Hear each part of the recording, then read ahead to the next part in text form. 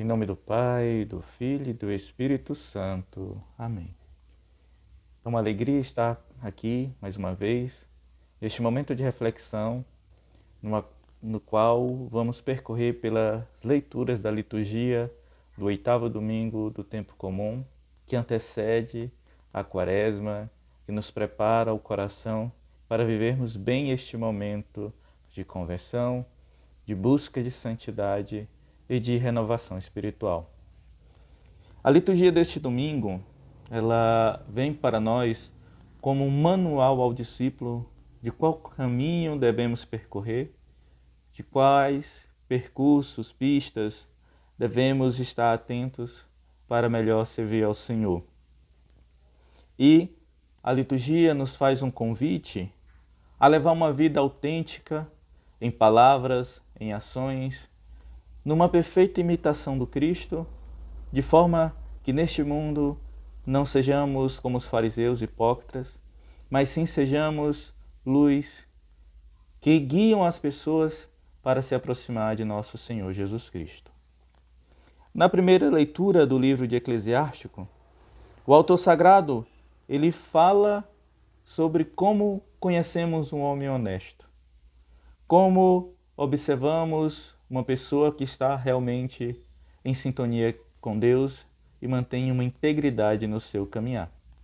E o autor sagrado nos apresenta 3 formas de observar, de provar uma pessoa para saber se suas ações, se suas palavras estão realmente de acordo com Cristo. A primeira é a prova da peneira.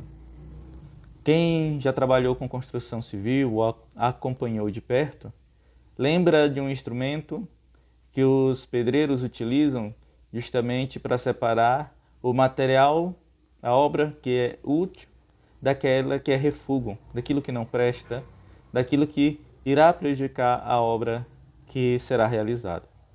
Assim também é a prova da peneira em nossas vidas.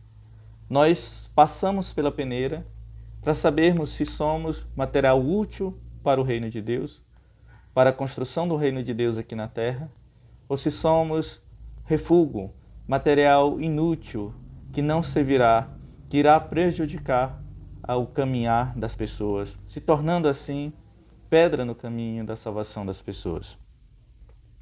A segunda prova é a prova do fogo.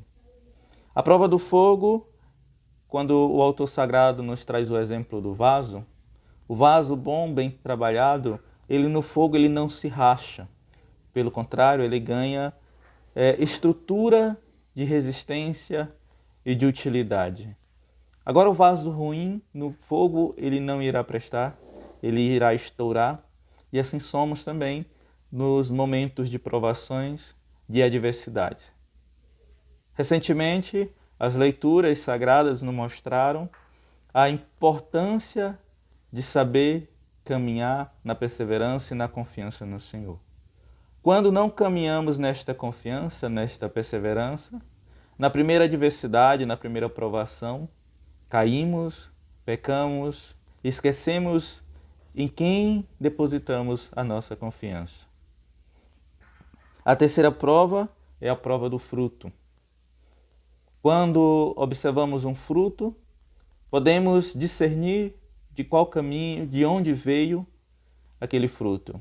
Se foi de uma árvore boa, de uma boa plantação, de uma boa colheita, ou se é uma árvore ruim, com defeitos, até cheio de bichos. Assim é a nossa vida. Se em nossa vida percorremos com Cristo, os nossos pecados serão apagados e à medida que vamos evoluindo na fé, vamos nos distanciando daquilo que nos afasta de Deus. Mas se o mundo domina a nossa vida, vamos observando que o pecado vai tomando de conta, o pecado vai reinando, imperando em nossas vidas, em nossos lares, que são como aqueles bichos que estão numa fruta podre que acaba sendo descartada.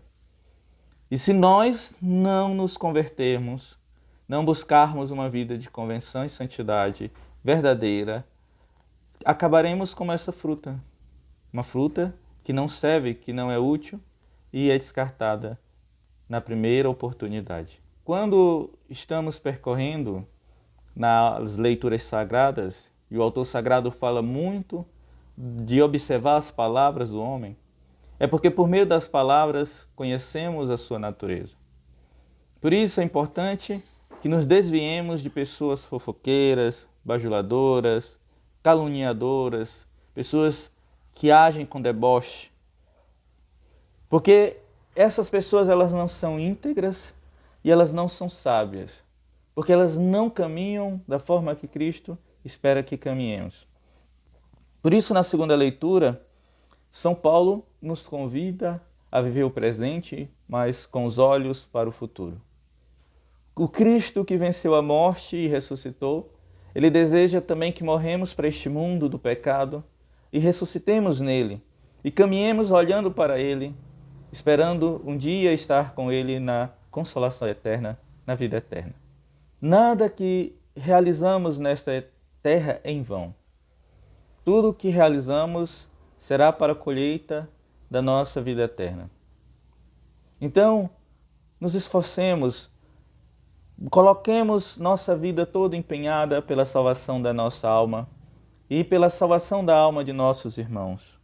Porque o Espírito Santo que animou Cristo, que o fez triunfar sobre a morte, ele também habita em nós e nos fará triunfar perante as adversidades deste mundo, se deixarmos ele reinar em nossos corações.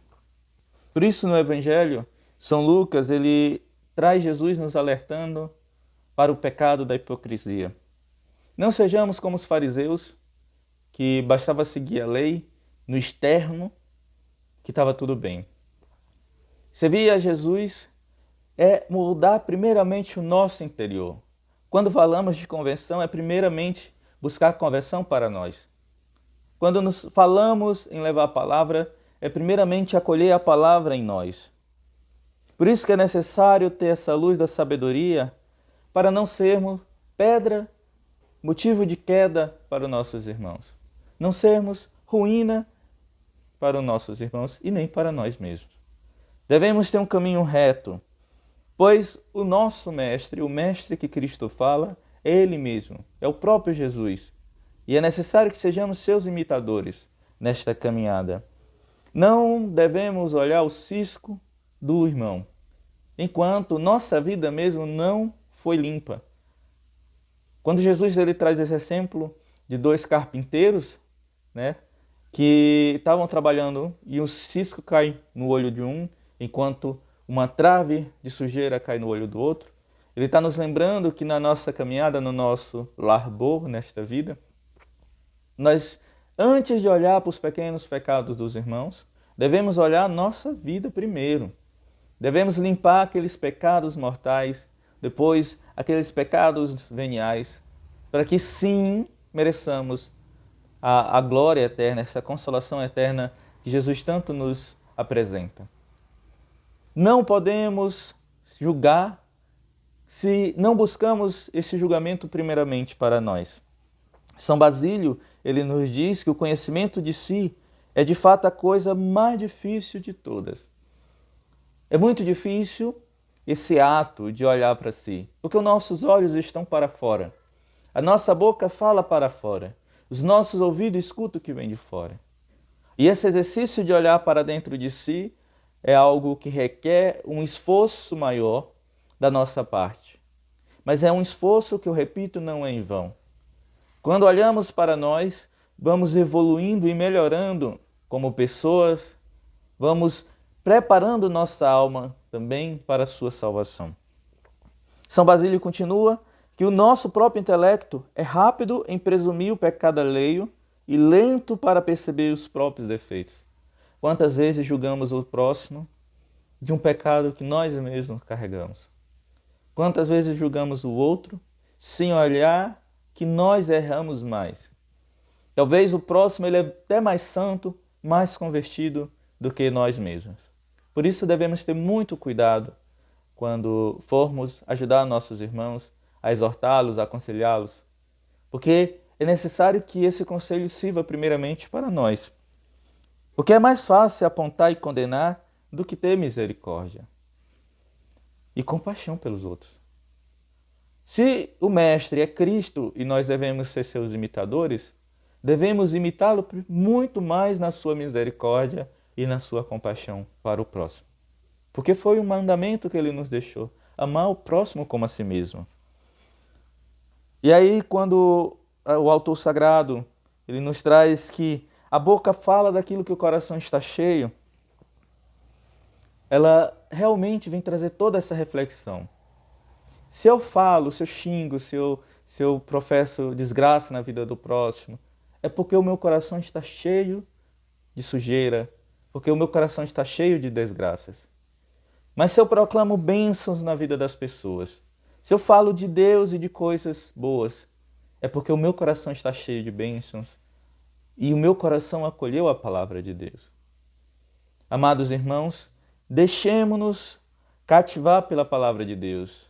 Cultivemos a palavra de Deus em nossos corações, como uma árvore que é plantada num terreno fértil, que irá brotar, crescer e produzir frutos gloriosos, frutos de bênçãos.